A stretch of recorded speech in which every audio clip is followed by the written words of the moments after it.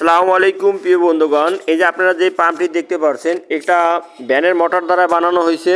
এটা 2 ইঞ্চি একটা সেচ পাম্প। এই পাম্প মূলত আমি নিজেই ব্যবহার করতেছি। অনেকেরই ধারণা বা মন্তব্য যে এটা পানি উঠবে না, যদিও পানি ওঠে তাহলে অনেক কম উঠবে। আসলে ধারণা অনেকেই ভুল। কারেন্টের মোটরে যেরকম পানি উঠবে সেম একই পরিমাণে পানি দিবে, আশা করি তার চেয়ে একটু বেশি দিবে। আমার বানানো এই পাম্পের মোটর কিন্তু পুরার সম্ভাবনা একদম কম, কারণ একটা ভ্যানের মোটরে 8 থেকে 10 মণ অ্যাভেলেবেল লোডের ধারণ ক্ষমতা আছে। তো একটা লাইক দিয়ে মনোযোগ সহকারে দেখতে থাকুন এটা কিভাবে তৈরি করা হয়েছে।